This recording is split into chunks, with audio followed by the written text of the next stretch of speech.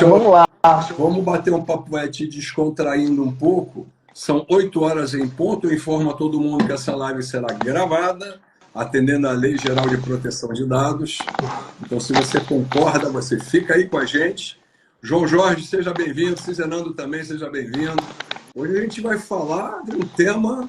Olha aí, ó, vou ler para você. Eu não sei se você está conseguindo ler o comentário. O Tomás comentou agora. Você está lendo aí? Você é uma não consigo para mim, meu amigo. Meu Deus, Tomás. Que isso. Vamos lá. Gente, eu estava falando aqui, um dia eu falei para o Henri, só o Henri, é a primeira vez, né, falar para quem já está na sala. Eu nunca imaginei, assim, claro, desde a época do MSN eu faço reuniões, né, e tal. Mas essa coisa de live, eu me acho sem graça para fazer isso. Eu sou sempre o cara de trás do computador, é o nerd, né? Que até o Josué colocou outro dia isso, lá, brincou com os 4 fantásticos. Eu sou aquele cara mesmo de ver ermitão e tal. E é a primeira vez que eu faço, não tem jeito, assim, o jeitão, né? Henri já é quase um Jô Soares, 11h30, fazendo isso aí. Me chamou de gordo na minha live. Eu amei. Beijo do gordo. É fantástico isso. Então, assim, eu tentar... da minha caneca, ó, eu tô dizendo, hein? Então, assim, eu vou tentar contribuir da forma que eu puder, evidentemente, né? Sou uma pessoa inquieta em uma série de coisas, não sou da mídia, né? Não apareço, é a primeira vez, como eu disse, né? E não sei se vai ter outra vez, não. O Henri conseguiu me tirar do meu cantinho. Eu estava atendendo até agora no consultório, vou atender depois dessa live, eu tenho mais um paciente ainda presencial, e essa é a minha vida. Né? A gente se sente prestigiado de você estar aqui, sem fazer comparações.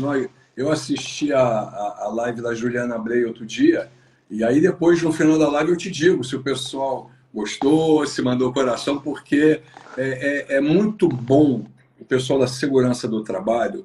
E eu quero tirar essa pecha, porque eu vou explicar para todo mundo. Boa noite, meu nome é Henri von Buren. Meu canal no WhatsApp já tem uma comunidade de mais de 300 pessoas, chama Segurança e Resiliência. E criamos esse espaço aqui, inspirado, inclusive, no meu amigo Tomás, que está assistindo. Ele tem uma live às segunda-feiras e eu não concorro com meus amigos. Então, marquei a minha na quarta-feira, que aí tem para todo mundo. E aí, me inspirando nele, que ele convoca pessoas assim de alto naipe, calibre, conhecidas, eu falei, caramba, tem um pessoal bom demais. Aí a Adilson está falando que você é fera, Jean, que vai ser muito bom. Então, a Adilson é um querido. Eu só vou falar, já temos 18, eu estou quietinho. Quando chegar a 100, eu levanto e vou embora, e você conduz tudo sozinho. Tá? Meu Deus. Mas vamos lá.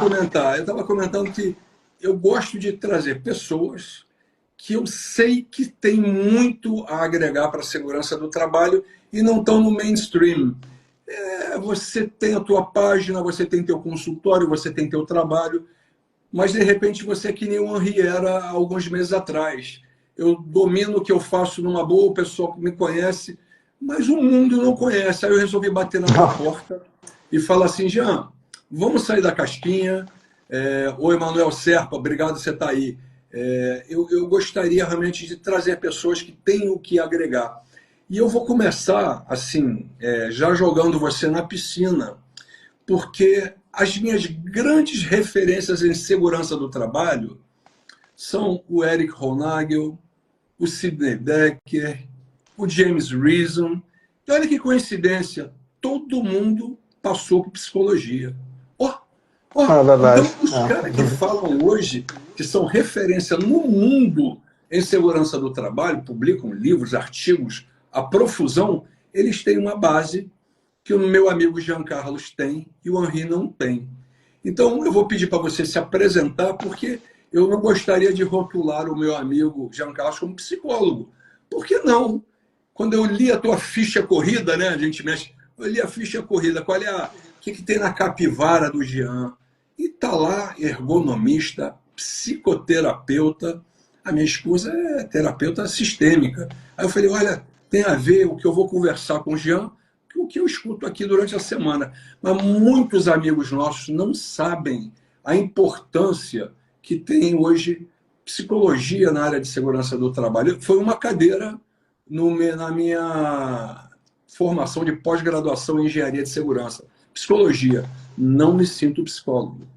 Eu diria para você que eu exerço muito mais informalmente psicologia do que por ter esse background. Aí eu falei, caramba, eu acho que o pessoal vai adorar, vou chamar o Jean para conversar. Então, sem mais delongas, 8h06. Estou te dando a palavra porque chegou o momento da gente começar a conversar sobre vários temas e um deles é avaliação psicossocial. Caramba, o engenheiro pega isso, bota a mão na cabeça. Como eu vou falar de avaliação psicossocial se eu não tenho essa formação? Henri von Buren confessando, eu tenho uma cadeira de psicologia na minha formação. Jean Carlos, boa noite, se apresenta para todo mundo. Cristiane Lage colocando a psicologia e a segurança caminham juntos. Ó, que maravilha. Jean, perfeito, perfeito. Se apresenta para quem não te conhece e reforça para quem te conhece. Quem você é, Jean?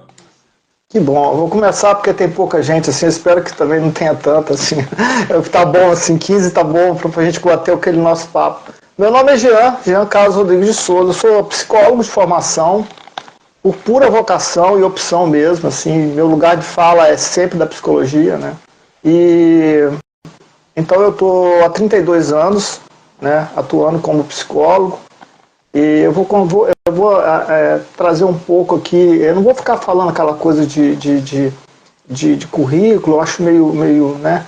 Então eu vou falar do ser humano, né, que eu sou, assim, que começou a brotar. Assim, eu sempre me preocupei com gente. Eu estava dizendo outro dia para o Henri, eu vou repetir aqui. Aos 9 anos, né, eu chamei meu pai e minha mãe para uma realidade de que a menina a que cuidava de mim, bem mais velha, né, do que a idade da minha mãe, estava na minha casa desde quando eu nasci. E um dia, eu, 9 anos de idade, eu fazendo meu exercício lá, tal, dever de casa, eu falei assim, ela chamava Maria Terezinha de Jesus, um nome maravilhoso, levava pão com ovo molinho para mim na escola, não posso esquecer disso. Então eu olhei para ela e falei assim, peraí, Maria, o que é isso? Ela, não sei ler, não sei, já. Aquilo me brotou uma indignação tão grande que eu cheguei e enquadrei meu pai e minha mãe na sala. Eu falei, cara, como é que pode? Ela cuida, não com essas palavras, com uma criança de 9 anos, né, que falou, como que a Maria não sabe ler e eu sei? Por que vocês vão deixar isso acontecer? Foi mais ou menos assim. E aí foi pro Mobral e tal. A coisa passou, eu sempre, ali que eu me pego. Passou alguns 10 anos, aí foi o problema lá em casa, eu assisti um filme chamado Marcelino Pão e Vinho. E foi um hecatombe, que eu saí dando roupa dos meus irmãos para todo mundo e tal, fiquei sensibilizado com aquilo. E sempre me preocupei com isso, sempre estudei em escola pública. Durante toda a minha infância e minha adolescência, eu escutei, meu pai e minha mãe vieram da roça, né, moraram em chão batido. Depois eu escutava eles falando da dureza que era lá na vida deles lá, né. Depois vieram para sair do interior do Rio de Janeiro, vieram para o interior de Minas Gerais, trabalhar numa empresa têxtil, e ali eu comecei a escutar uma série de coisas, né? Eles foram tecelões, enfim, e eles trouxeram para mim a história, a vida do operário da indústria têxtil. Eles tinham ao mesmo tempo medo e idolatria, isso me chamou atenção, Henri. Medo e idolatria de um encarregado lá que jogava cadeira nas pessoas, contavam isso para mim. Olha. E falavam, nossa, o fulano. Então, isso tudo foi formando a minha cabeça, então, enfim. E aí fui fazer psicologia, já tinha iniciado alguns cursos, entre eles aí geografia, história, larguei tudo, fui fazer psicologia. O negócio era psicologia. Eu fui estudar psicologia logo no início, bem no início. Meus professores, né, bom, eu esqueci de falar que nesse período lá que eu contei de 9, 10, 12 anos, meu pai me pegou lendo o Apocalipse e gritou, esse menino é doido. Eu carreguei essa história do menino doido pro resto da vida. Acho que isso aí, então eu sou o menino doido, né? Como é que marca? Então, como é que marca o que é falado, né? Isso é interessante eu já estar colocando aqui, porque nós, no líder, todo mundo fala líder, e hoje a maioria das pessoas não querem ser líder mais, né? Porque líder está adoecendo com burnout e aí por aí afora. Temos que fazer líder, um monte de curso para ser líder, né? E depois é outra coisa que eu vou falar na frente. Então, eu estou colocando essa formação da criança, do Jean, Porque é o que formou o Henri, formou todo mundo, e isso dialoga de alguma forma dentro da organização de trabalho, que nos contextualiza muito como ser humano, né, nos referencia e tal. Vamos construir aí essa ideia a partir daí. Então eu comecei a ver psicologia, entrei muito cedo mesmo, muito cedo. Meus professores me chamavam já logo no segundo período para fazer estágio. Eu tinha uma disciplina que se chamava Psicologia Industrial naquela época, né? Que foi evoluir para Psicologia Organizacional e tal. E eu fui trabalhar né, fui fazer o estágio, enfim. E ao mesmo tempo fazia estágio no hospital psiquiátrico, que naquela época já estava ali no circuito do Holocausto brasileiro, né? Ali por perto, o Hospital Colônia já tinha, mas eu peguei muita coisa aí, né? Tinha um professor de psicopatologia mais adiante, e que curiosamente foi a época que eu conheci a Nise da Silveira, Henri. Opa! Né, e aí eu tive algumas aulas, assim, aí já era bem mais tarde, fui estudar lá imagens do inconsciente, então, o engenho de dentro, aí no Pedro II, com ela, né? Então, uma passagem interessante, eu acho que ela foi uma das responsáveis por eu não gostar muito dessa coisa de aparecer e tal. Eu peguei um livro dela, cheguei, um dia tinha uma aula, sei lá, um seminário, alguma coisa, eu cheguei assim, falei, doutora Nise, tal, boa noite, tal, e como vai? Ela na cadeirinha de roda, olhou assim, fez assim, o quê? Desse jeito, ela era muito, muito fina para essas coisas, quando ela estava de saco cheio. Então eu peguei o livro e falei assim, doutora Nise, por favor, só para me dar um autógrafo. Ela olhou para mim, pegou o livro, botou na minha mão com a cara que eu achei que ela ia me bater. Ela olhou para mim e falou assim, rapaz, o que você pensa que eu sou? Vai estudar, vai cuidar de gente, vai buscar o seu graal. E autógrafo, o quê? Eu não sou artista. Vai buscar o seu graal. Vai buscar o seu graal. Então eu fui buscar o meu graal mesmo, né? Então, né, aí eu fui nesse período, enfim, a mesma indústria têxtil, curioso, né? A mesma indústria têxtil que meus pais foram tecelães, eu cheguei a ser coordenador de relações industriais dessa indústria têxtil. E ali eu comecei, e trabalhei com o filho do tal cara que brigava e tal, não sei o que também. Então, assim, ali eu me interessei por gestão, mas ali lá atrás, na medicina do trabalho, não sei o quê, eu comecei a ver algumas incongruências, né? Então eu comecei a interessar pelo que o trabalho provocava nas pessoas e via também que as pessoas já vinham com certas distonias que eram potencializadas no trabalho. Muito depois eu fui entender isso estudando Dejour, né? E ressignificação do trabalho, uma série de coisas assim. Você sabe que você falou do Christophe Dejour, foi meu primeiro contato. Porque como eu falo francês, e na época já havia, não é muito legal, já havia literatura em português traduzida, mas muita coisa estava em francês. Eu falei, poxa, como eu falo francês, eu vou cair no Dejour.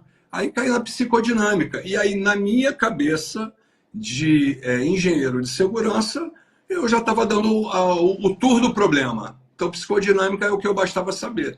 Mas nunca tinha ouvido falar de Jung, Freud a gente escutava, mas eu nunca tinha lido, né? É muita ignorância. E aí eu acho bacana que eu me coloco... O que eu não sei, eu falo para as pessoas, eu não sei, mas eu estudo e volto com alguma ideia. Mas na hora que a gente vai falar de psicologia, eu estou com uma colinha aqui na minha tela, tá? Lei 4.119, de 27 de agosto de 62, em seu artigo 13, inciso 1º, estabelece que constitui função privativa do psicólogo a utilização de métodos e técnicas psicológicas com os seguintes objetivos: A, diagnóstico psicológico; B, orientação e seleção profissional; C, orientação psicopedagógica; e D, solução de problemas de ajustamento. Rapaz, me diz por que as empresas hoje não têm os psicólogos que teriam que ter, mas em profusão. Eu tenho o pessoal do SESMIT, né? Forçado por uma lei, engenheiro, médico, enfermeiro, técnico de segurança, a gente está lá.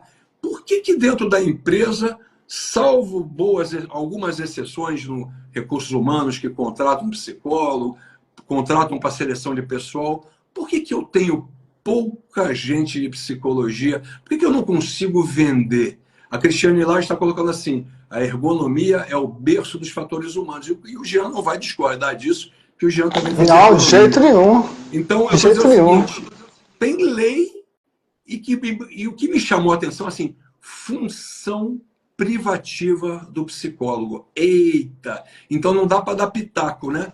E mais para frente tem mais um negocinho aqui no CBO. Eu fui lá olhar o CBO também. A ocupação psicólogo pertence à família 2515. O título da ocupação é Psicólogos e Psicanalistas. E tem aqui uma descrição da atividade ocupacional do psicólogo. Estudam, pesquisam e avaliam o desenvolvimento emocional e os processos mentais e sociais do indivíduo, grupos e instituições, com a finalidade de análise, orientação e educação. Diagnosticam e avaliam distúrbios emocionais e mentais e de adaptação social, elucidando conflitos e questões e acompanhando o paciente durante o processo de tratamento ou cura. Investigam os fatores inconscientes do comportamento individual e grupal, tornando-os conscientes. Desenvolve pesquisas experimentais, teóricas e coordenam equipes e atividades da área e afins. Me choca saber que o povo está ficando doente. Eu tenho 4.000 pessoas hoje na nossa obra e o que mais eu vejo é crise de ansiedade, a pessoa à base de remédios para encarar o desafio do dia a dia. E o Paulo Brasil está comentando aqui do estaleiro que a gente trabalhou, que realmente naquela época nós tínhamos psicólogos, sim, Paulo, você tem razão. Mas não é todo lugar que tem, não. E aí eu estou vendo o povo sofrido, sabe? Então eu quero começar essa live, já que você se apresentou, e se eu deixar, você vai se apresentar durante 1 hora, porque você fala que currículo não importa, mas tu tem uma bagagem absurda. Eu queria te fazer uma pergunta. Por que a gente precisa de segurança do ponto de vista de um psicólogo e ergonomista? Por que nós, seres humanos, precisamos de segurança, Jean? Depois eu entro na seara do que acontece com a psicologia, o que o psicólogo e a psicóloga precisam fazer hoje, precisa acompanhar, se atualizar, e foi por isso que eu busquei ergonomia, mestrado em engenharia, etc, etc. Eu vou falar sobre isso. Olha, a gente tem segurança, me discordem, por favor, quem tiver psicólogo ou ergonomista aí, eu gosto de ser provocado, é assim que eu funciono. Bem provocado, é assim que eu funciono, falando sério. E o lugar máximo que eu fui provocado foi um lugar que chama em Luanda, depois eu conto essa história. Então, o lugar onde a gente tem mais segurança, né, onde a gente teve segurança, conforto térmico, né, de luminosidade, acústico, né, muscular, enfim, é no útero, né, é ali na placenta. Depois que a gente sai dali, a gente está buscando de novo segurança, diminuição do estresse, fadiga. Você nasce, você já tem fadiga. Então, fadiga e estresse, você pode gerir, não tem cura. Você vai gerir fadiga e estresse. Eu não vou ficar preocupando aqui, ficar citando autor, não, tá? E depois alguém me pede, eu faço a lista. Mas porque também eu estou cansado, atendendo, enfim. Mas tem referência para isso. Depois que você sai do útero, você nasce. O desconforto é total. E, é claro, a gente se sente mais vulnerável. Com o passar do tempo, ainda não temos uma estrutura psíquica formada, e o tempo vai encarregando a gente, procurando o quê? Né? A gente vai procurar proteção contra as ameaças físicas, emocionais, sociais, né? E na tentativa de nos organizarmos individualmente e coletivamente, para a gente existir e coexistir, e aí poder desenvolver. É por isso que a gente busca segurança, por conta disso. Então, depois que nascemos, a gente já nasce buscando segurança. Né? Aí a pergunta pode ser, eu já vou aproveitar, Henri, né, e falar assim, por que então que num campo de trabalho, e quando eu falo isso aqui, eu estou falando desde o diretor-presidente até gerente, é tudo. Porque eles também, pelo que me consta, nasceram de um útero. Né? Então passam por tudo isso e muitos dos que estão lá em cima se sentem mais sozinhos do que quem está aqui na coletividade. Quanto mais ascendente na hierarquia de decisão, mais solitário fica. Então essas coisas se potencializam. Estou queimando etapa aqui de uma série de coisas, também não dá para ficar falando tudo. Então a segurança é essencial para a gente se sentir individualmente, emocionalmente, fisicamente protegido. Por isso que a gente tem necessidade de segurança. E por que então que o cara está no campo, está ali na operação, né? e ele às vezes você treina, faz um monte de coisa, né? E ele não se preocupa tanto com a segurança dele, porque ele está preocupado em desempenhar. E uma insegurança que acontece aí é a área da Cristiane, né? É a área da Cristiane, que, né, ela dá o curso disso, estou doido para fazer, de verdade, viu, Cristiane? Então, por que isso acontece, né? O indivíduo ali, ele tem o invisível ali, os ataques emocionais de todo lado, ele não vê, ele quer desempenhar, ele não quer fazer feio para o colega, ele não quer fazer feio para o... Vou usar essas palavras mesmo, para todo mundo, e ele começa a solapar a estrutura emocional dele e não se importar com a segurança emocional dele. É o primeiro passo. Mas já a física, vem a reboque, isso aí é o que estou dizendo. Vem a reboque. Olha, se eu não preocupo com o que eu estou sentindo, como é que eu vou preocupar com se vai ter o risco? Eu quero desempenhar. Eu não quero ser constrangido, eu não quero ser achincalhado, e eu quero fazer isso em linhas gerais. A dificuldade, quando eu percebo alguém querer lacrar, pega uma frase isolada de um teórico, né, quer lacrar, eu falo, gente, não é bem assim, eu fico quieto. Por que eu fico quieto? Porque Jean, eu tenho lugar de fala na psicologia, tenho lugar de fala na ergonomia, fui beber aí do conhecimento de vocês, engenheiros. Não é para ser engenheiro não, eu sou psicólogo. Mas eu preciso saber conversar com vocês. Eu preciso entender a ambiência que vocês operam. Mas não é para querer ser engenheiro, de jeito nenhum. Mas eu preciso ser mais assertivo, eu preciso compreender bem mais do que eu compreendi antes de fazer isso tudo. Para quê? Para eu não especular. E essa crítica que tem aí na minha área, e é verdade, tem muita especulação, ou você está atrelado, é pesado isso que eu vou falar. Porque às vezes você está debaixo do guarda-chuva do RH, você faz seleção e recrutamento, aplica teste, dá resultado, e você está despertencido enquanto psicóloga do seu conhecimento. E esse despertencimento de jure traz, né, que é o desencantamento do que você produz. Isso gera sofrimento psíquico para o psicólogo. Muito Imagina para os outros todos. E você correlaciona esse sofrimento psíquico do trabalhador com o medo de não ter pertencimento com o pessoal do trabalho? Como é que você correlaciona isso? É interessante isso. Olha só, Henri, aquela... eu não gosto de ficar referenciando Charles Chaplin, não, porque tem outras coisas pra gente, né, tempos modernos, fica aquela coisa chata, enfadonha. Eu acho chato. Você falou que o Charles Chaplin é chato. Eu acho. Eu falo tanta coisa, tem muita coisa para poder dar exemplo. Então, assim, se você tem um grupo, faz um grupo, né? Aí você quer que todo mundo ali fique felizinho, que todo mundo ali pegue o procedimento, você não torna aquele procedimento amigável, mas todo mundo tem que ser unido, tem que tal. Antes tem que fazer um trabalho para esse grupo deixar de ser divergente. É o primeiro toque que eu dou, né? Para depois perceber, diagnosticar. Respondendo ao Rafael, perguntou lá no LinkedIn, né? Qual o primeiro passo para a segurança psicológica? Eu corri lá na Cristiane, falei, Cristiane, me ajuda lá, essa área é sua. Ela está aí, pode confirmar isso. Então o primeiro passo é o diagnóstico, né? O primeiro passo é o diagnóstico e por aí vai.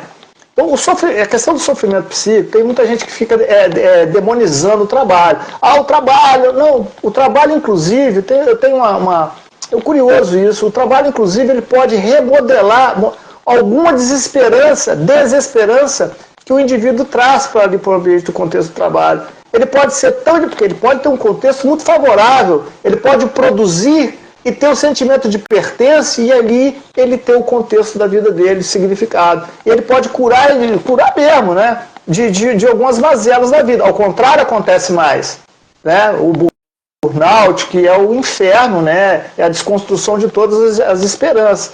O sofrimento psíquico é quando eu faço e eu não tenho nem o direito de opinar sobre o que eu falo, eu não tenho direito de abrir a boca. Aí entra de novo segurança psicológica, eu não tenho o espaço para falar daquilo que eu acho certo ou errado, entre outras coisas. Então, segurança psicológica, cultura justa do Decker que fala, né, sofrimento psíquico, Deju, tudo isso se dialoga. E eu falo, enquanto psicólogo, né, que trabalho em saúde mental, o indivíduo tem trabalhado com muito executivo, com muito média gerência, online, presencial, trabalhando exatamente esse contexto do adoecimento psíquico, enfim, outras desesperanças, trabalho individual, e quando eu faço a inserção na organização, eu passo por todo esse viés de diagnóstico, alinhar pensamento, né? Mas quando a gente fala de sofrimento psíquico, não é, por exemplo, a intervenção, não é o mesmo remédio na mesma dosagem para todas as organizações, quiçá para os mesmos indivíduos. Então, quando eu vejo todo mundo falar, não, porque a psicologia quer botar a psicologia não sei aonde, quer tirar a ergonomia e colocar só uma questão da engenharia, ou o que for. Eu preciso de engenheiro para trabalhar em organização muito. Eu preciso de outros psicólogos para trabalhar muito. Eu preciso de todo mundo para trabalhar. Meu braço não alcança tudo. Minha percepção não vai nem de longe pegar tudo. Eu preciso do técnico de segurança, eu preciso do porteiro que um dia vai me dar, tenho tempo para falar aqui, já vai me dar um bizu para eu olhar alguma situação que tá acontecendo. Essa visão dinâmica, cosmopolita, a gente aprende muito quando vai para outro lugar, mais precário.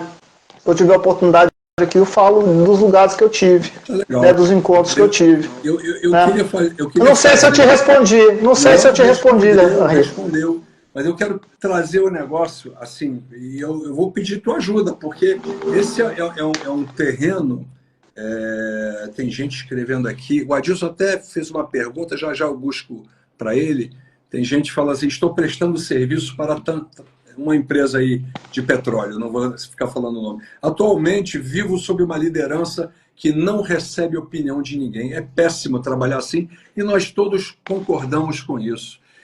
Um comentário, eu tenho visto, e você falou várias vezes segurança psicológica, esse assunto agora tá muito atual, depois que o livro da Amy Edmondson foi publicado, A Organização Sem Medo, e aí eu fui pesquisar, fui dar uma olhada, o livro é mais recente, mas o paper dela é de 1999, ela publicou lá na Harvard Business Review, mas vamos voltar no tempo, quem cunhou essa palavra foi o Edgar Schein, né? 1965. Então, eu sou aquele cara que é um pouco estraga prazeres. Desculpa, não tem nada de novo. Agora, se está chegando depois de longo e tenebroso inverno, eu vou surfar a onda, vou pegar e vou tentar trazer. E na empresa que eu trabalho, eu trouxe. Eu só não vendo como novidade, porque não é novidade. É simplesmente alguém agora que resolveu abrir os olhos. Puxa, tem um trabalho de psicologia, tem um trabalho de lidar com pessoas. Eu recebi essa semana um zap de um amigo nosso, não é fazendo galhofa, mas brincando a rir. Vocês falam como se a gente nunca tivesse feito isso, trabalhando na refinaria e tal. E ele comentou, poxa, a revista Proteção, no início, ela era distribuída de graça, nem vendida ela era, lá no Rio Grande do Sul. E o cara mostrou e hoje eu publiquei no grupo, né, comentando, 1988, e a chamada era para ouvir o trabalhador. Então, desculpa, eu não estou reinventando a roda, já tinha gente que fazia isso há muito tempo, talvez a gente não tinha cunhado ou utilizado o nome apropriado, mas tem muita gente na segurança que já realiza isso. E eu concordo com o colega, o nosso amigo está falando assim, silêncio organizacional do Danielu também é muito interessante, estamos dando a palavra e ouvindo. Olha ele aí, ó. A gente vai chegar lá, a gente vai chegar no futuro. Não. Eu vou falar um passão que é bonito. Quando eu conheço alguém que conheceu uma celebridade que pôde conversar e, além do mais, pôde trabalhar com uma das referências da ergonomia, você acha que eu não vou falar? A Helena está comentando assim, durante a pandemia, a saúde mental ficou em evidência, então acho natural começarem a evidenciar a segurança psicológica. Aproveitar o momento para fazer a diferença, né? Eu concordo, Helena, totalmente. Eu só não quero vender a bandeira que é a novidade. É isso que eu estou me pegando. Eu acho que tem muito mérito, a gente vai aproveitar, vai fazer.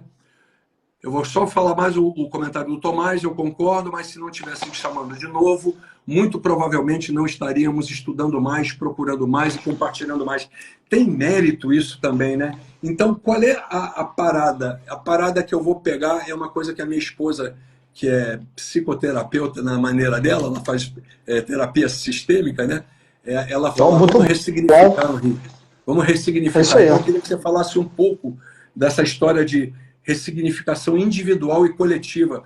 Porque eu percebi, quando eu cheguei na nossa empresa, que eu tinha que ressignificar o que era segurança para eles. Não era punitiva, não era cartorial, mas era colaborativa, era corpo a corpo. Então, eu acho, até o Tomás está usando a palavra a rede de conexão, é o que a gente adotou aqui. Não é novo, mas a gente consegue fazer de uma forma diferente para as empresas.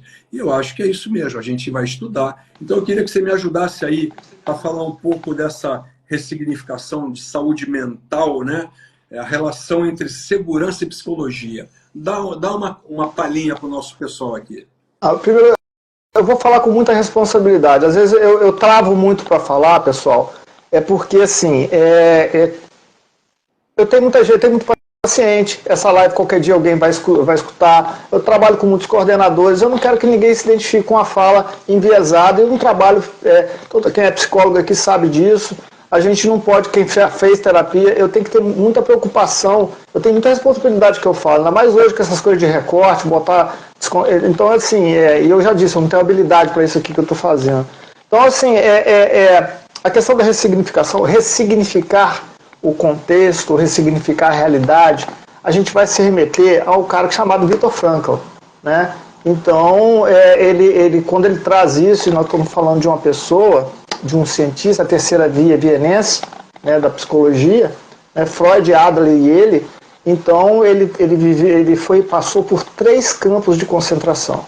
Então ele teve que ressignificar a realidade constatada, mas ele tinha que buscar referências do agora e o que vai ser depois, de maneira muito sóbria, convicta, realística, e 1 minuto de cada vez.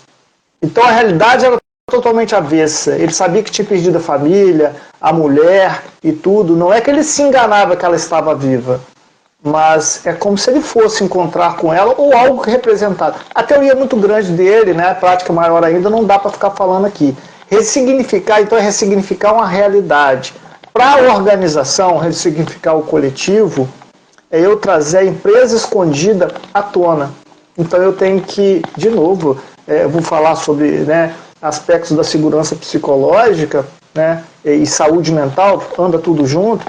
Foi cunhado lá atrás mesmo, mas eu acho importante quem tem que se apropriar disso, se apropriar. Isso. Viu, Tomás? Isso. Porque tem que se apropriar por quê? Eu li essa semana, acho que o Tomás deve ter visto essa postagem também, o Caio, não sei se ele está aqui, mas ele com certeza leu, de que o Caio apimentado, né? O Caio quase me enlouquece com as postagens dele, mas é bom, é bom. Então, eu vou processar ele, que ele está me tirando minha saúde mental. Então, o que acontece é o seguinte, existem pessoas que, com todo respeito de outras tendências, de outras... Gente, como eu disse, todo mundo tem que pensar. Agora, eu não posso cancelar o Henri, eu não posso cancelar ou tentar cancelar. Não, você está ultrapassado. Foi bom você trazer isso da segurança psicológica, sabe por quê? Tem gente que fala assim, não, você tem que reciclar. A psicologia tem uns jargões muito antigos, tem que ter coisas mais modernas para poder atuar. Olha, eu vou falar uma coisa aqui, parece loucura, e a loucura dela que eu vou falar... É a doença que evoluiu menos o tratamento desde que o homem é homem, é a loucura, as distonias mentais, comportamento, etc. Não vamos alongar isso. Então, por exemplo, quando quem tem que fazer, e eu não estou falando que tem que ser só o psicólogo, eu estou dizendo alguém que tem a responsabilidade para lidar com gente, individual e coletivo. Eu acho que o engenheiro tem que falar sobre psicologia, sim. Ele tem que conhecer a psicologia mais que eu, inclusive. Né? Por quê? Porque ele está ali na... A gente conhece informalmente, né? A gente não Outro dia eu falava isso com o Tomás. A gente é psicólogo todo dia, mas eu não tive formação para isso. Então, Tomás está craque, hein? Você aqui para evitar que a gente fale besteira. Então, assim, ok, errado, ok, mas assim, vamos ter a flexibilidade de não criar debate num diálogo dele, porque é diálogo. Isso não é uma competição, ninguém tem que sair vencedor quando se trata de gente. Quando se trata do coisa de pessoas, gente, entende? Eu vou fazer um comentário aqui. Eu fiz o mestrado aí na engenharia e eu fiz uma crítica muito séria lá, quase apanhei, eu quase fui reprovado, mas já passei 9 meses, eu fiz todas as disciplinas, acabou. Não tem mais, não vou ser, né? A dissertação, meu professor muito querido, amado, mas ele não vai me reprovar também. Então vamos lá. O que eu quero dizer é assim, eu disse, olha, eu passei por todas essas disciplinas, só o professor de ergonomia dava atenção à palavra pessoa. Verdade. É verdade, eu fiz essa crítica dentro do departamento de engenharia. Então, a gênese da coisa está no banco de escola. Gestão de processos, tá, gestão de processos, indicadores, planejamento estratégico. Aí no final eu levantei o dedo e falei, vem cá, e se a cultura organizacional for desconhecida? Se pessoas tratam de questões que sabotam, planejamento estratégico vai para frente? Não vai não. Segurança vai para frente? Não vai. Planejamento, você aí é o cara olha quantas 1000 pessoas você coordena. E você considera isso. Eu fiquei encantado quando você postou outro dia, de que, explicando as etapas futuras, enfim, dificilmente você vê isso. Então, trazendo novamente essa coisa da saúde mental, é amplo, né, gente? Não dá pra gente discutir aqui numa live e tal, né? Agora, eu tenho um sonho de criar um grupo de estudos multidisciplinar, interdisciplinar, sobre isso, né? Não, isso tem que ser ampliado, porque desculpa a palavra é forte, mas tem aventureiros aí que lê a capa do livro e quer criar intervenção para coisa. Não, eu vou construir ponte, vai cair, cara.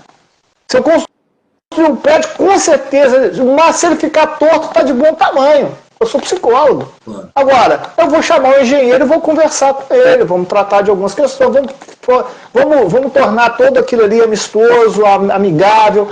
Já fiz isso na prática, em exploração, produção, em várias culturas diferentes, né, bem diferentes, e é possível fazer isso. Então, não sei se fui muito... Eu queria aproveitar esse gancho que você andou falando, e eu acho muito certo. A gente tem procedimentos, como você bem falou, estou com 4.000 pessoas na obra, o Brasil é gigantesco. Eu tenho gente do Brasil todo. Você acha que por algum momento passou na cabeça de quem fez a revisão X do procedimento que ele tinha que contemplar gente que viesse de outro estado? Porque não é tão simples o que eu escrevi, se vai ser interpretado do mesmo jeito no Rio Grande do Sul, se vai ser igual no Rio de Janeiro, se vai ser igual ao Goiás ou na Bahia. Então, o treinamento tem que ser diferente. Então, eu acho que é fundamental.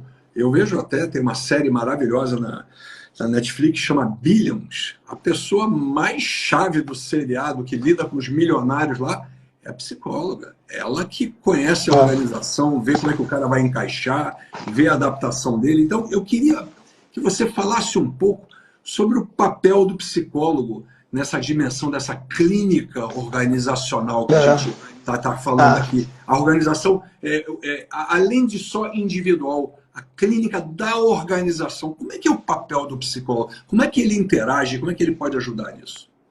Muito obrigado, é o que eu faço, né? Então, mas como eu disse, tive que alinhar meu vocabulário muito para poder fazer isso, né? Utilizo a ergonomia cognitiva para isso, aliás, a ergonomia, eu vou falando depois sobre isso. Agora, eu vou fazer uma crítica, inclusive, esse seriado que é sobre a postura dessa profissional. Mas é um seriado, né? Não, peraí, isso aí não é só do seriado, não, isso acontece. E é um erro crasso, isso tendencioso, né? Já alerto para todo mundo, aí, os diretores. O profissional da nossa área, ou ele é clínico na organização, ou ele é organizacional. Porque você percebe, eu assisti esse seriado, você percebe que ela manipula dados, né? Ela é a favor da organização, ela arrebenta a vida de todo mundo, na verdade. Então eu não queria uma psicóloga dessa perto de mim de jeito nenhum, entendeu? Ela está prestando atendimento a quem paga ela, eu entendo o conceito do seriado também. Mas vamos voltar no nosso assunto. Mas isso é importante, quem faz a clínica não pode fazer a organização. Então vamos lá, então conta pra gente a diferença. Isso é legal. Claro. Olha só, hoje eu trago, não tem como, eu não consigo separar a minha observação. Aliás, a observação do psicólogo, ela precisa deixar de ser, às vezes, muito só subjetiva, né? E a ergonomia, ela me trouxe isso, ela é uma observação mais isenta, né? Agora, nós aprendemos lá atrás, quando a gente observar sem inferência. Quando a gente lá atrás, a gente vai para poder ver desenvolvimento infantil, por exemplo, a gente é treinado, e olha, ouvir, o ouvir do psicólogo envolve muita técnica, de anos, é técnica sim, é uma construção tecnológica de ouvir, não é coisa fácil não. Agora, a observação é uma observação, você olha a criança, você fica só observando uma série de coisas, daí você monta.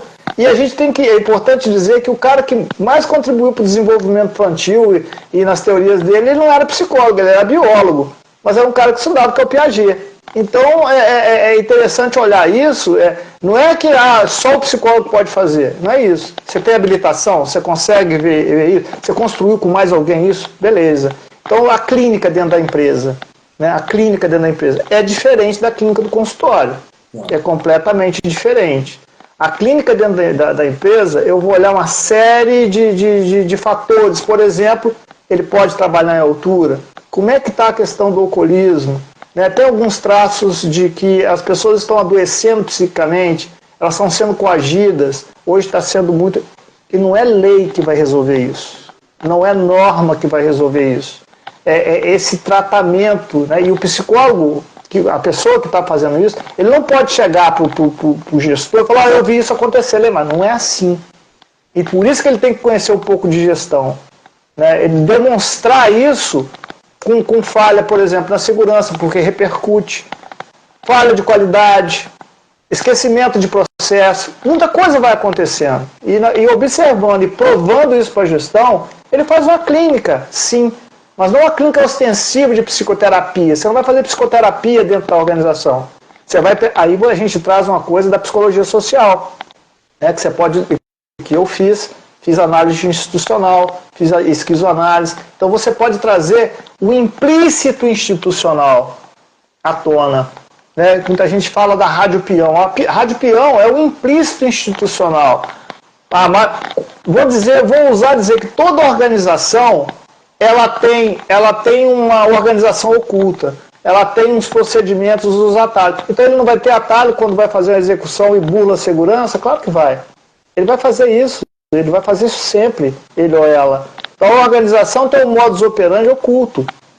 E nós podemos trazer isso. Podemos revelar tudo? Não vou. Tem coisa que não vamos observar. Mas a gente. Pois não. O Adilson tinha feito uma pergunta, ele gentilmente repicou, porque tem a ver com o que você está falando. O que é mais efetivo para a organização? Psicologia no individual ou a psicologia no coletivo? Que tem a ver com o tema que você está abordando. Tem que ser o professor Adilson, né? Ele não é... Eu vou responder para ele, caro colega, que ele responde sempre assim, meu amigo, caro colega, e depois diz, né? Eu acho um barato quando ele faz isso. Eu adoro o Adilson.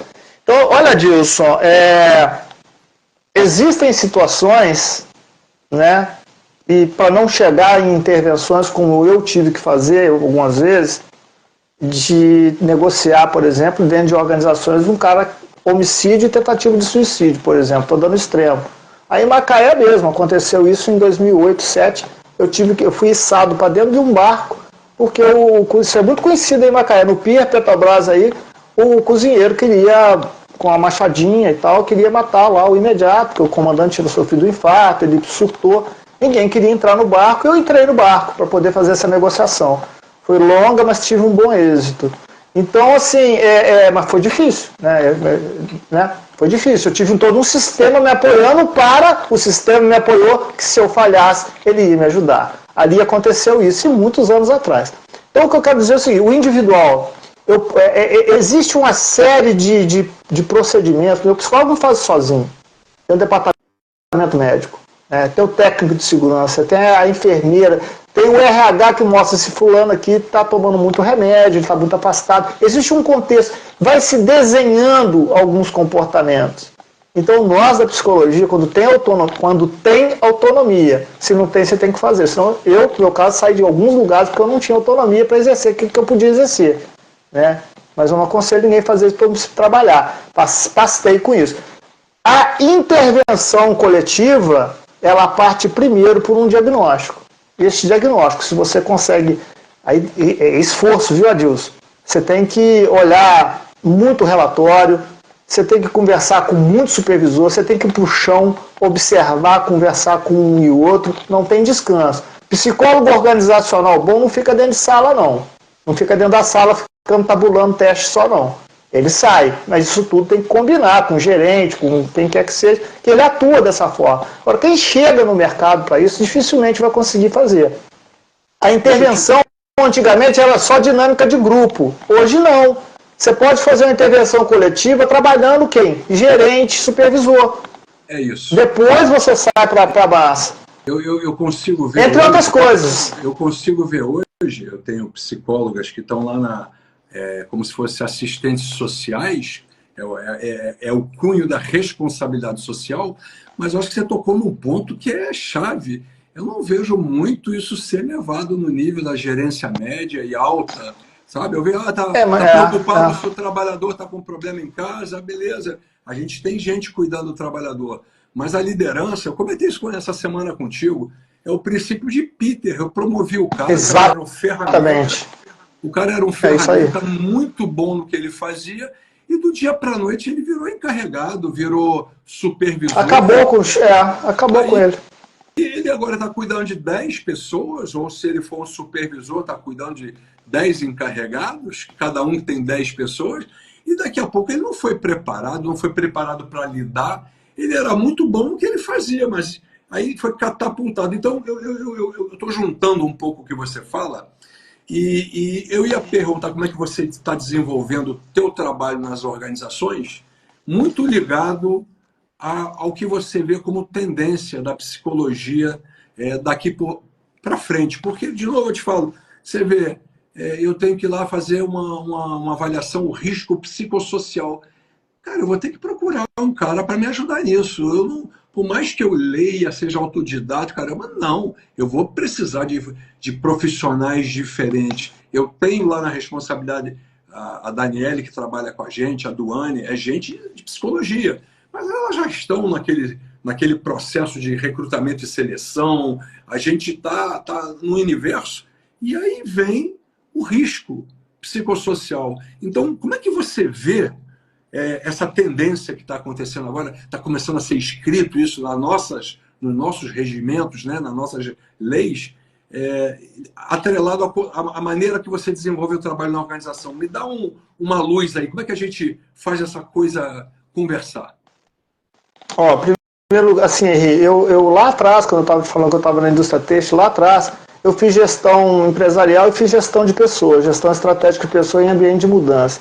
Eu penso que o psicólogo tem que conhecer de gestão, ele tem que conhecer ciências da gestão, ele tem que conhecer segurança, né? Ele tem que conhecer sobre todo o funcionamento da empresa, não que ele vai ser administrador nem nada disso, ele tem que conhecer de gestão. Então, assim, o futuro da psicologia, por exemplo, é ergonomia, né? Quando a gente fala hoje de análise dos fatores psicossociais, é diferente de falar análise dos riscos psicossociais. Um está atrelado à psicologia, outro à ergonomia. Então, esse diálogo que eu busquei, que muitos estão buscando, não precisa fazer o curso de ergonomia, mas entender que tem aí a Abergo, poxa, bombando, respeitada a nível mundo, fazendo coisas fantásticas, os artigos do Raoni, meu Deus, coisa que pérola, né? Coisa boa, né? Se a gente tem aí Cristiano, a gente tem aí Juliana Bley, a gente tem o Chapadeiro, querido Chapadeiro, né? Que está aí agora lá no conselho lá da Abergo, faço parte de um CT com ele, da Abergo também, né? De saúde mental, de risco psicossocial e tal, faço parte com ele lá. Mas um guri novo, dinâmico pra caramba, futuro, tendência da psicologia, nós vamos voltar ao assunto de quando foi cunhada aí o termo segurança psicológica. Todo mundo fala, agora é o momento da psicologia. Cara, o momento da engenharia é sempre o momento. Né? Não tem essa coisa, é agora, e você precisa agora então desenvolver, você precisa, não vou falar os cursos, porque para você dizer elegante, mas tem umas coisas aí de fim de semana, EAD, o cara traz. Eu tenho 32 anos de formado, então eu fui fazer minhas aposentadorias agora, fazendo meus cálculos. Eu estou falando isso tranquilo, com muita tranquilidade. Né? 20% do meu tempo enquanto psicólogo deu quase 56 mil sessões. Então, assim, eu falo isso com responsabilidade, porque, me habilita, não me habilita em nada. Eu só quero dizer o seguinte, e por isso que me dá mais senso de responsabilidade responder essas perguntas, mas tudo que eu respondi eu falo, daqui a um tempo isso pode mudar dinâmico. Então, o psicólogo ele não tem que ficar agarrado no Freud, ele não tem que ficar agarrado com Jung, desculpa, mas eu amo Nise da Silveira e eu a conheci.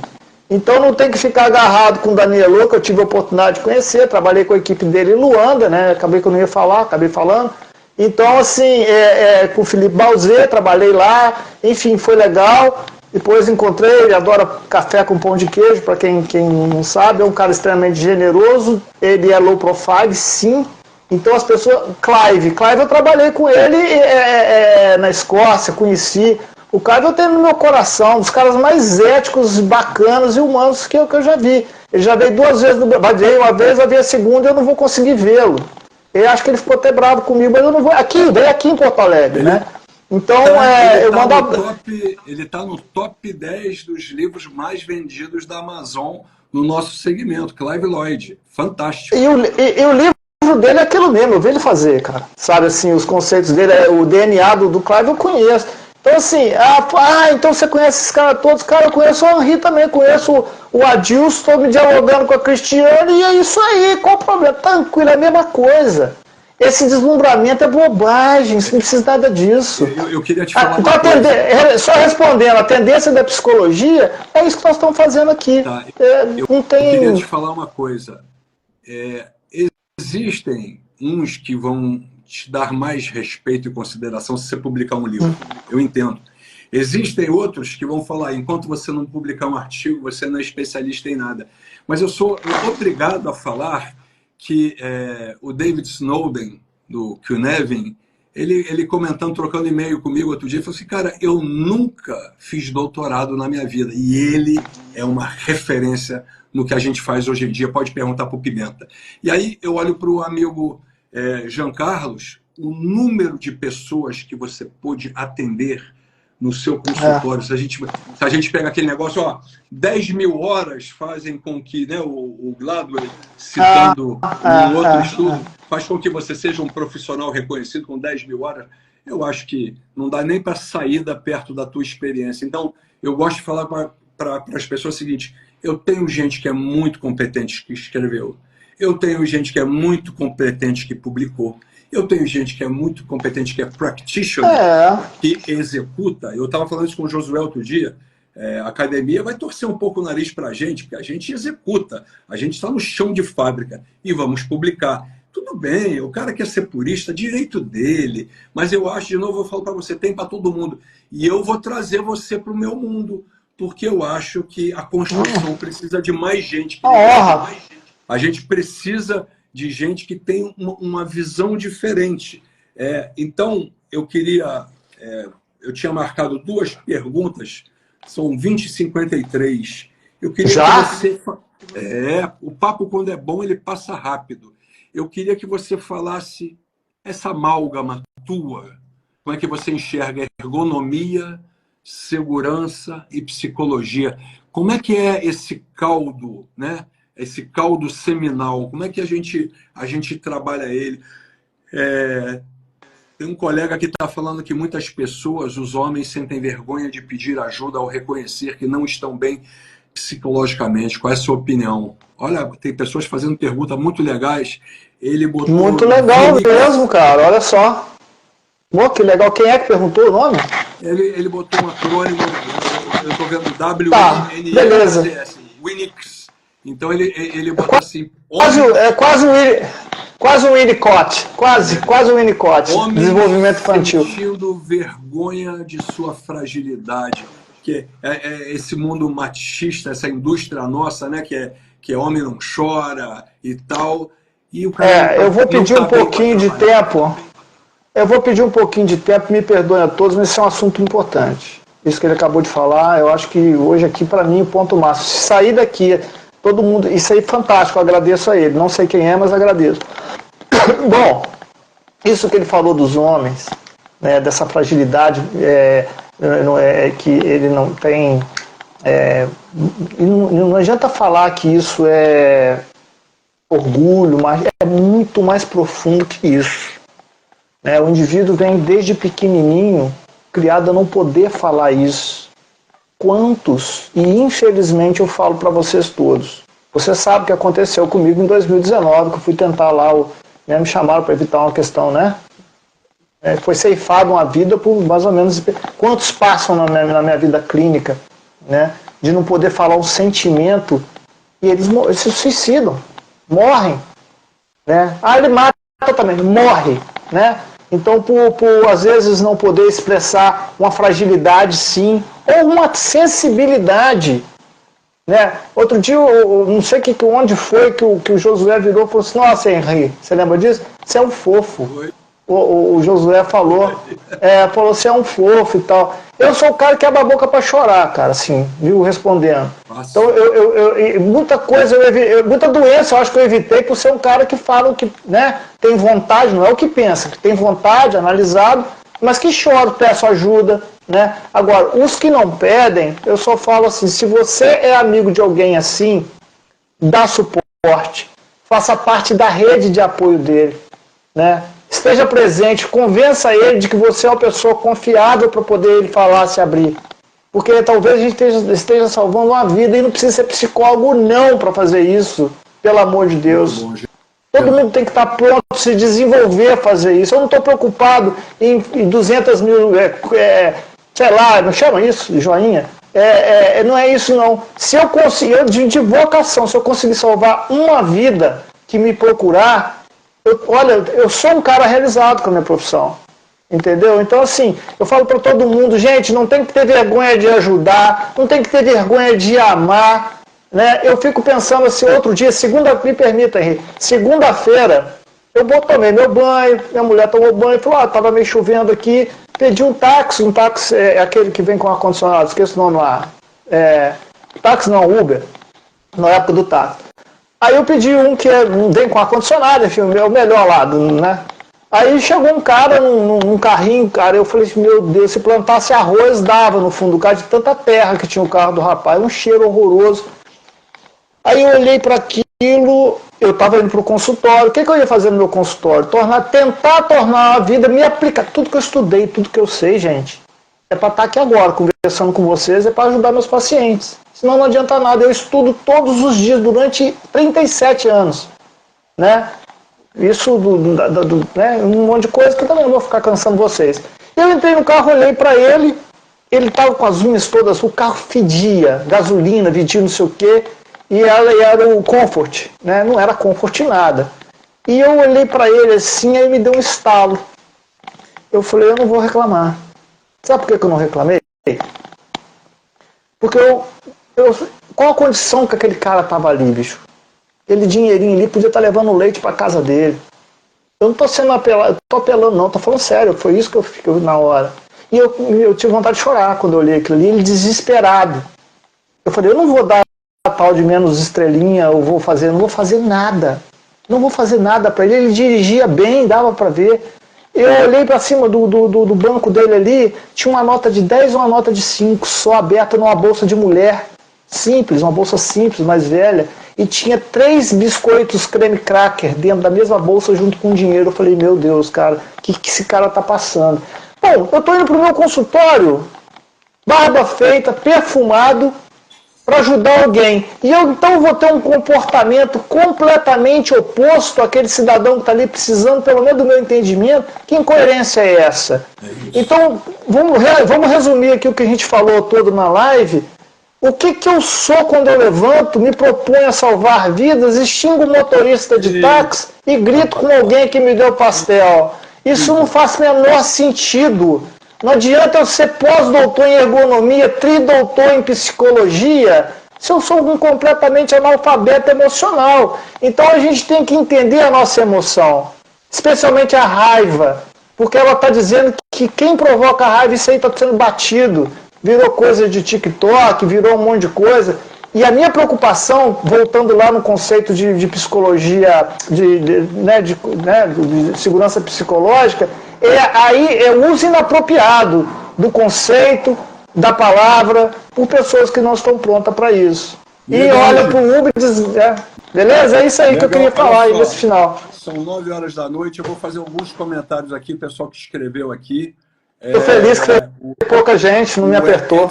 Edson Tavares Filho escreveu aqui, ó, vi os trabalhos dos internos que trabalharam com a Nise da Silveira em Niterói.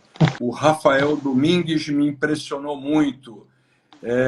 A Helena escreveu assim, a Brené Brown traz isso na fala A Coragem de Ser Imperfeito, né? Comentando. Esse livro é fantástico, esse livro é fantástico, Helena. E aí o Edson Tavares completou aqui, tem uma frase do Dejurre, Fatores Humanos, que faz sentido.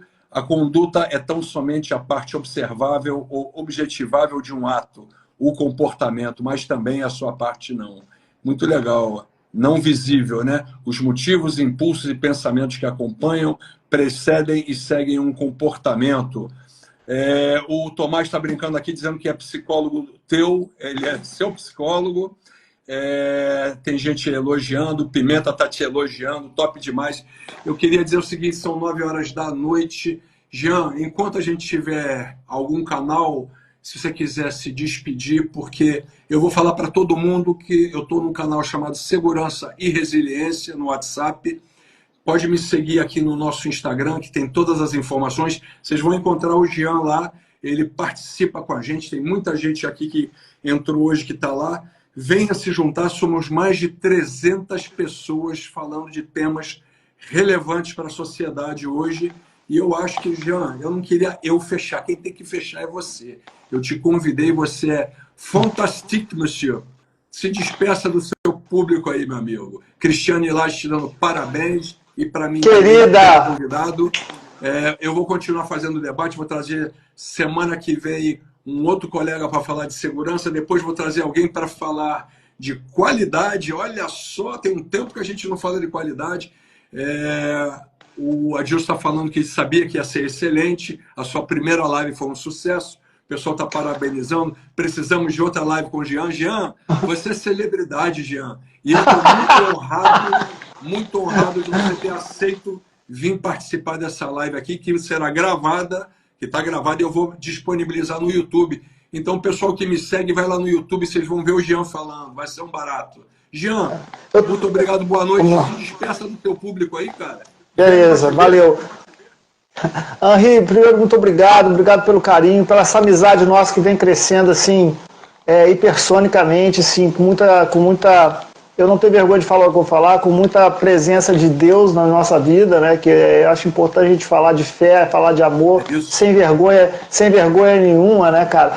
Agradecer a Dilson, obrigado meu psicólogo Tomás, é um cara extremamente importante na minha vida, viu? Tenho que marcar sessão essa semana. E dizer assim, não deu para esgotar tudo, porque o assunto é muito amplo e tal. Eu estou muito feliz de estar aqui com as interações que houve. Que Deus proteja vocês. Precisando de mim, só dá um toque. Eu estou muito disposto a conversar sobre psicologia, sobre saúde, sobre tudo aí. Tá bom, pessoal? Beijo no coração de vocês. Muito obrigado. Jean, muito obrigado também. Eu acho que a gente deu a volta no problema. Eu falaria mais uma hora inteira contigo. Tenho muita coisa. Certamente, esse ano, em algum momento, a gente volta a falar. A gente muda a nossa pauta. Eu queria te agradecer. Eu sei que você está esperando encerrar a live para atender mais alguém. Agora, nesse horário da noite, você ainda vai trabalhar. Então, eu não vou te segurar mais. Muito obrigado. Por favor, podem seguir o Jean aí no Instagram. O teu é @psicojeansouza, é isso? Isso. Gente, é sem graça pra caramba o meu Instagram, porque falaram pra mim um dia assim, nossa, seu Instagram é sem graça. Eu falei, porque sou eu de verdade, não tem nada demais. O meu tá aqui, @Henri Von Buren, isso é um presente do meu amigo Chan, da Chansign. Ele é muito carinhoso, ele fez um negócio, eu espero que vocês estejam lendo. Se não tiverem, escreve aí, Henri, tá invertido que eu giro. Eu quero saber se assim é melhor ou assim é melhor, eu não sei. Vocês vão me dizer. Assim é melhor. Então tá lá, eu tô vendo agora o Henri Von Buren, mas se tiver ok para vocês, me sigam aqui no Instagram, sigam o Jean. A próxima semana, como eu falei, nessas quartas-feiras, 8 horas da noite, eu vou sempre estar recebendo gente diferente, gente que estava escondida que nem o Jean. E a gente vai tirar. Tem gente que me disse assim, eu não gosto de fazer live, é por isso mesmo que eu tô te chamando. Então, Jean, beijo do gordo para você. Você foi Abraço. sensacional. Obrigado. Bondade sua, Henri. Um abraço. Um abraço. Até mais. Obrigado por ter vindo. Paulo, obrigado por ter vindo. Romário, obrigado. Gilmar, Held, se você entrou agora, vai estar gravado no meu canal do YouTube, @HenriVonBuren, no Instagram. Só me seguir que eu vou botar o link depois lá. Um abraço.